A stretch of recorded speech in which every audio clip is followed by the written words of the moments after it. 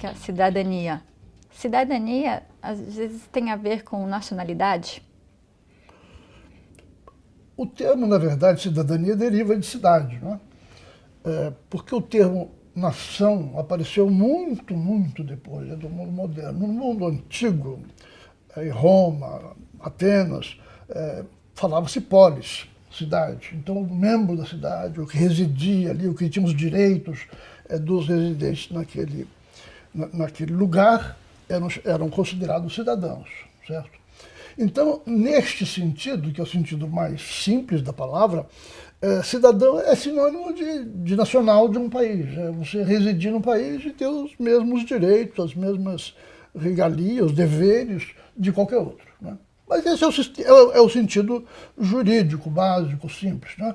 Eu gostaria de abordar o assunto num plano bastante mais amplo, mais histórico e político, no seguinte sentido: quando nós falamos em cidadania hoje, no mundo moderno, nós precisamos ser mais cidadãos, nós precisamos ser cidadãos mais ativos. O que nós queremos dizer é que cada indivíduo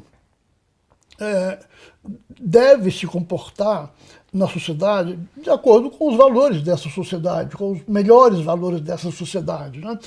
Contribuindo para que esse país, esta sociedade, viva melhor, tenha um nível melhor de bem-estar, tenha um bom padrão de convivência entre as pessoas, né?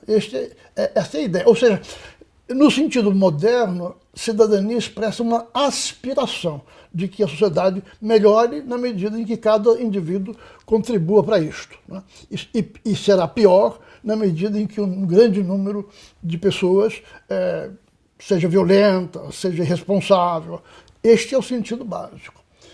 Agora, o que é mais interessante é nós perguntarmos quando foi, a partir de quando essa ideia surgiu, né? De como ela surgiu.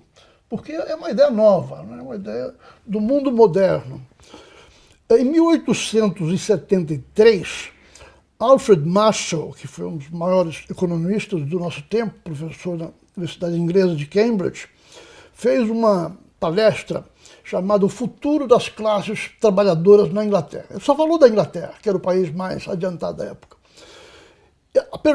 Ele começou a palestra com a seguinte pergunta: será que nós podemos imaginar um dia em que, apesar das diferenças de classe, das desigualdades sociais, nós poderíamos considerar que todas as pessoas sejam cidadãos, quer dizer, que haja entre eles o respeito, que nenhum seja nobre e o outro plebeu, que um seja mais valioso do que o outro, né?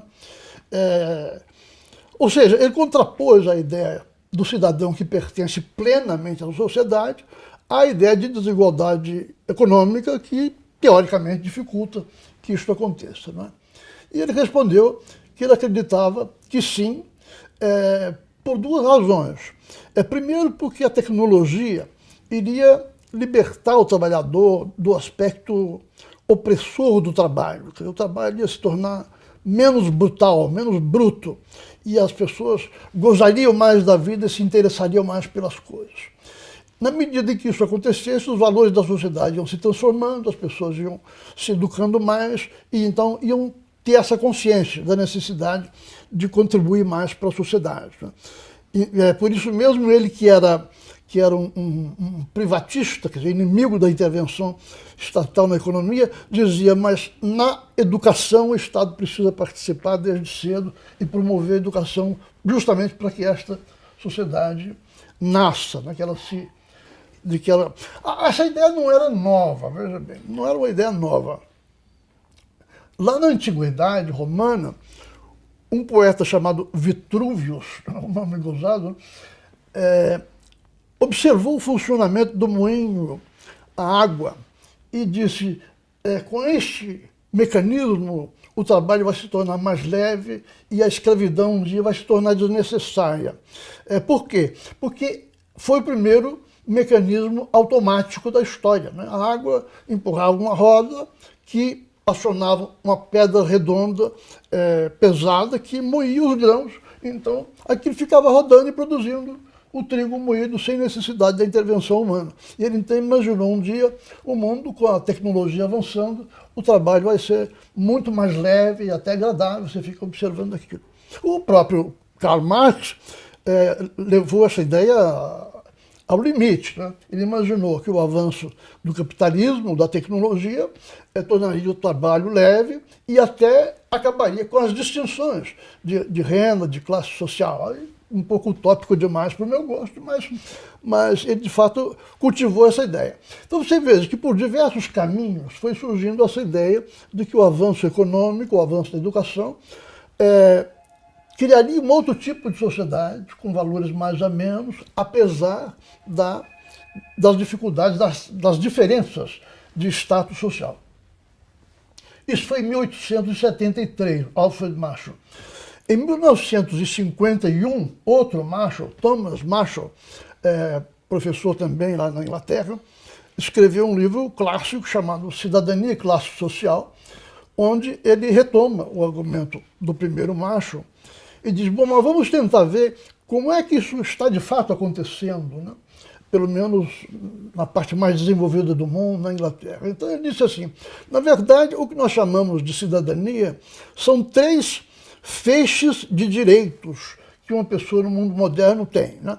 O primeiro feixe seriam os direitos civis, que durante o século XVIII e a partir da Revolução Francesa, todo indivíduo, todo cidadão passa a ter o devido processo legal. Ele não pode ser preso ilegalmente, não pode ser torturado, ele tem direito, né, perante os tribunais a várias garantias. Isso eu estou falando da Europa Ocidental, né? Para lá da Alemanha, no leste da Europa, nada a ver. Ali predominava o regime de servidão, né? A servidão existia e o senhor tinha direitos, entre aspas, brutais em relação aos seus trabalhadores. Mas na Europa Ocidental já se configurou o primeiro feixe, que é os direitos civis. Durante o século XIX, o indivíduo adulto começa a ter os direitos políticos, né? Desde logo o direito de voto, que começou a ser ampliado na Inglaterra em 1832 e 34, com 2 reformas eleitorais, e foi lentamente se expandindo, levou quase 100 anos para se completar o processo, foi só em 1929 que as mulheres ganharam o direito de voto, mas de qualquer maneira o indivíduo ganhou direitos políticos, direitos de sindicalização, com isso foi reforçando o seu status e se tornando menos desigual do que os nobres, os ricos, os poderosos, etc.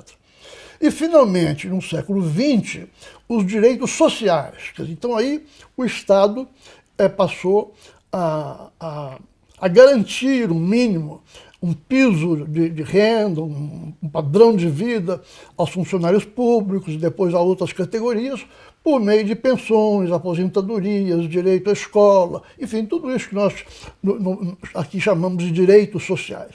Isso é um produto típico do século XX. Então, a ideia de cidadania, até aqui eu não falei do ponto de vista do indivíduo, estou falando o que o Estado trouxe, né? A ideia de cidadania se consubstanciou na prática através dessas 3 etapas esboçadas, desenhadas pelo Thomas Marshall, e pelo menos nos países mais ricos, de mais bem-estar, isso é um fato, né? E essa aspiração, portanto, que inicialmente era muito vaga, foi se tornando bastante real, né? A vida, por mais violência que ainda exista, mais desigualdade, evidentemente é uma vida muito mais civil, muito mais cívica, muito mais razoável do que 1000 anos atrás. Não há dúvida nenhuma que houve um processo de civilização, né? Agora, o grande problema que nós temos que colocar em discussão é que esta ideia do Marshall de que através desses direitos, através dos direitos sociais, a cidadania iria se dilatar, iria se expandir cada vez mais, até abranger praticamente toda a humanidade. Isso é que está em dúvida hoje, né? Porque a receita, desde o ponto de vista econômico, significava que os governos tinham que ter um superávit orçamentário o tempo todo para garantir essas concessões, esses pagamentos, né, dados a várias categorias e aos funcionários públicos, reduzindo, portanto, desigualdade de renda. Isso se revelou impossível. Isso é a doutrina social-democrata na Europa que levou toda a Europa Ocidental ao que se chamou a crise fiscal, e os países hoje ainda estão, em grande parte, metidos nisso, precisando se tornar competitivos no mundo internacional para manter o equilíbrio fiscal. O ajuste fiscal se tornou essencial. As aposentadorias têm que custar menos.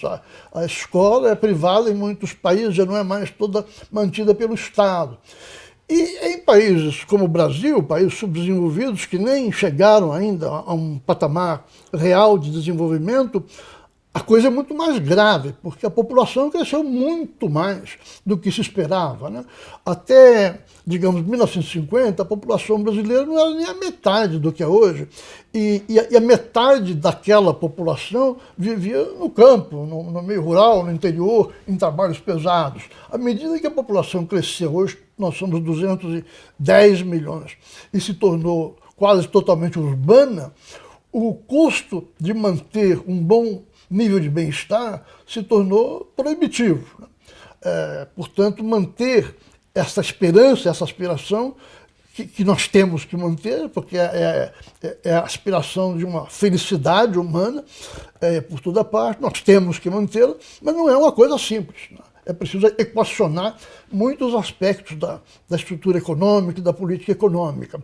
Surgiu a violência em larga escala, né? Com a propagação das drogas, do narcotráfico, das quadrilhas organizadas, da incapacidade dos estados de proteger efetivamente as fronteiras. Tudo isso tornou a vida muito violenta. Nada a ver com aquela Inglaterra que o Thomas Marshall estava analisando em 1951. Portanto, eu sintetizaria dessa forma. A ideia de cidadania, na sua origem, era uma ideia generosa, importante, que ajudou o ser humano a se desenvolver. E nós temos que mantê-la. Mas mantê-la hoje é muito mais difícil no Brasil ou em qualquer lugar do que na Inglaterra de 1951.